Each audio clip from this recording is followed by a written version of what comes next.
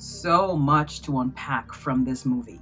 So let's start from the beginning when Bull and Rial, our two main characters, are sitting in the gym and they are being given the rundown about being released on bail as asylum seekers and how much they will be receiving a week and where they will be staying. They seem to think it's a dream, and it is for them, coming from a war torn country. Far better than being sent to Alligator Alcatraz or being shipped to another country other than their own, and your crime, just wanting a better life.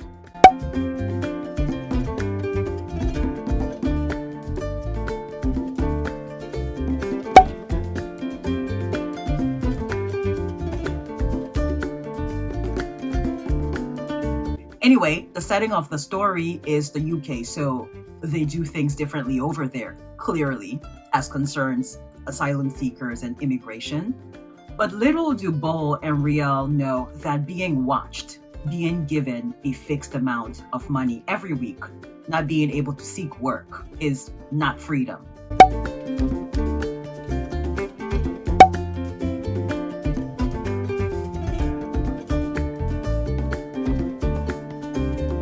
And then Bull says, quote unquote, "We are good people."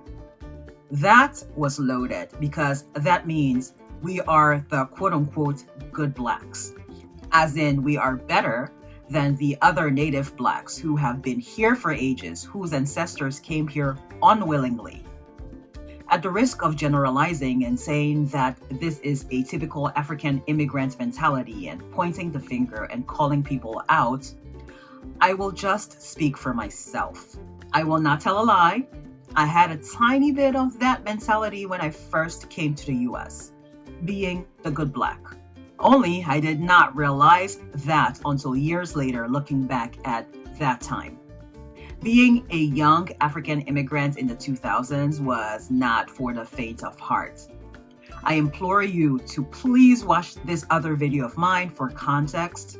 I really go into detail there because it was relevant to the topic at hand, which was Tyla and this uppity Negro label she was given.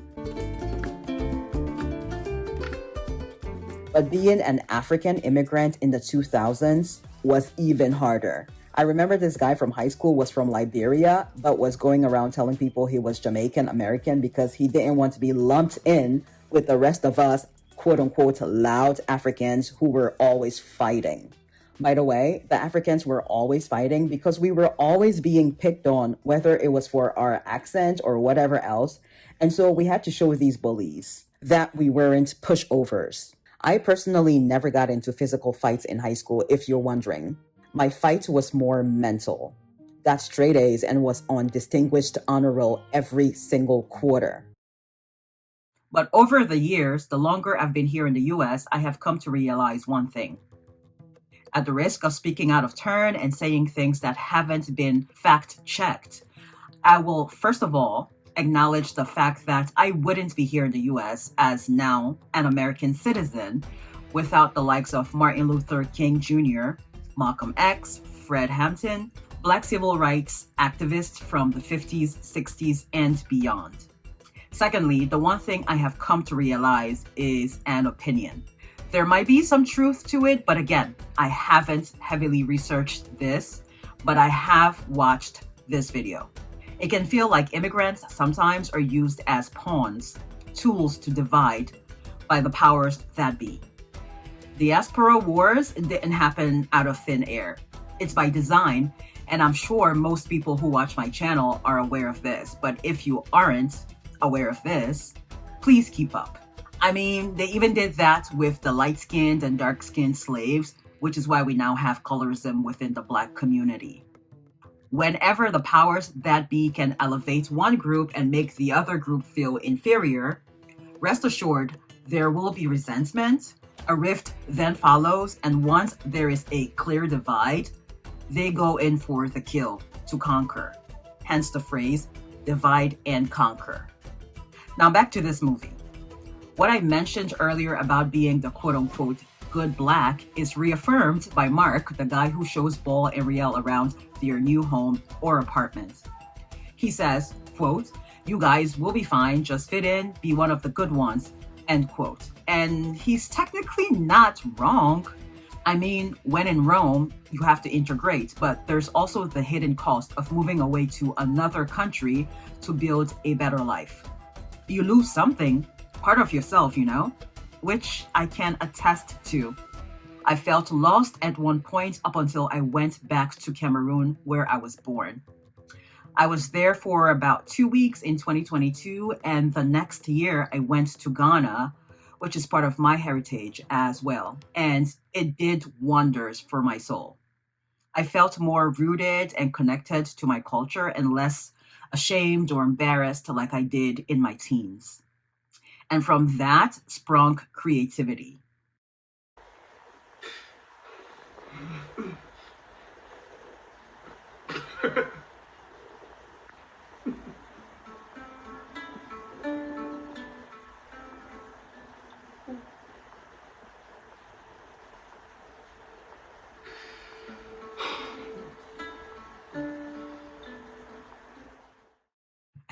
That was me 2 weeks into starting school in the US.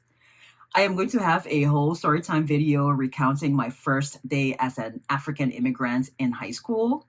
If you don't want to miss that, subscribe and turn on your notification. You could also join me over on Patreon. I post new YouTube videos there first, a whole 48 hours before they air on YouTube, and that's for free. Now, if you want to view the exclusive content, that's $5 monthly, or you can purchase the specific video if you don't want to be locked into a monthly subscription. Okay, self-promo over. Rial already smells the bullshit when she asks Mark if the whole house is for them. It's like, how or why do we get the whole place to ourselves? What is the catch? She kind of reminds me of Okoye from Black Panther, very much a traditionalist and is skeptical of outsiders. Likewise, Rial wanted to keep eating with her hands. She wanted to keep speaking Dinka even though she can speak English very well. Doesn't want to assimilate and lose herself. And there's the added layer of the crime her husband has committed in order to get them there. Not only did he snatch a child from her mother so he and his wife could escape, the child fell over and drowned in the process. And it seems this child was from the opposing tribe based on her scars. She had dots on her forehead, whereas Rial has the arrows on the side of her head, which she said she's had since she was a little girl, and the others on her arm, which she did herself, are similar to those of the child. When Rial told Bol that he has a debt to pay, I assumed it was money, seeing as though he used to work at a bank, as he mentioned to Mark, to elevate himself, I'm sure. It was unclear to me whether Rial was in denial that the child had drowned, or she thought that maybe she survived, she was rescued, and sent somewhere else. This is where we get into the horror of not being able to escape your past or your shadow until you make amends or face it head on. First off, the crow flying out from the opening in the wall, bad omen.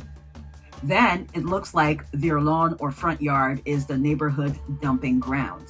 Bol burns every item that they brought from home in hopes that the night witch will leave them alone, and then goes and buys new clothes for him and his wife. The exact same outfits displayed on white bodies on the poster. Rial then goes out looking for Church Street and keeps going around in circles because of the shitty map Mark drew for her.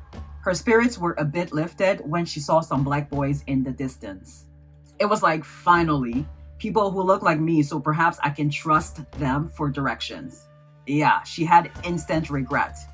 Instead, the boys made fun of her word pronunciations, gave her wrong directions, and told her to go back to Africa. But she found her way eventually. My interpretation, not all skinfolk are kinfolk. Number 2, and maybe I'm reading too much into this, but sometimes the powers that be will create this endless maze of obstacles thinking they are God, but somehow you find a loophole and find your way out. Rial's interaction with the lady who was taking her blood pressure. The look of distrust on Rial's face was so obvious, And then she tells the whole story about her scars because the white lady made a comment on it. And that's why sometimes it's best to be quiet and not try and make small talk if you're not ready for what the other person is going to unload. If you're giving me a compliment on my scars and necklace, it means you're inviting me to tell you more about it. And Rial ended it by saying she belongs to nowhere. I felt that in my soul. I'm a third culture, quote unquote, kid. I'm not a kid, but stay with me. This means I was born and grew up in Cameroon, but my name is Ghanaian. My parents were born there in Ghana, that is, and so my word pronunciations were more Ghanaian than they were Cameroonian, leading classmates to make fun of that, and now I'm also American. So yeah, I belong everywhere and nowhere all at once. It's a bit freeing than it is isolating because I don't feel tied down to a specific way of behaving or group necessarily. I'm a little bit of everything. Bull tells Rial that she needs not to be by herself with her thoughts and that the next day she must find something to do in the community. And Rial responds, quote, "We are not like them," end quote. 4 years later, in 2024, Kendrick says, quote, "They not like us," end quote. Coincidence? I think not. Okay, the context may be different, but the phrase is the same. Then Rial continues, quote, "This is what they want. They like to see us crazy. Makes them feel like big men. They don't want to be reminded that it is them that are weak, how poor and lazy and bored they are." End quote. Clock it. Now about that ending. Since Rial said she belonged nowhere, that means she can make herself at home anywhere. At first, she wanted to go back home, perhaps out of guilt that they had made it out alive while the child that made it possible had passed away in the process. Or she thought that the child may have survived and she wanted to go back and keep that promise of protecting her. Baal severing his flesh and letting the witch come and take him was him finally facing his shadow. Rial was able to slay the witch because Baal had already severed his own flesh himself. Had he not done that, and she did it, severed his flesh, she wouldn't have been able to save him. And then finally, when the inspectors came around, Rial said the words Baal kept repeating to her. "This is our home." Some may say it's a happy ending. Others may say it's a terrible ending because they gave in. I say home is where you make it. It may not be the same as where you grew up, but you can incorporate some elements from home to make wherever you are feel homey. Turns out Mark was cool after all. This story is too brilliant. It's not just an empty horror story for cheap thrills and a million jump scares for the sake of it. It's so layered. Having the horror element, I'm sure, compels people who wouldn't have bothered watching such a story to, in fact, watch it. Much like Black Panther, having the superhero element compels people to watch, and what you got wasn't just a superhero movie, but also a history lesson.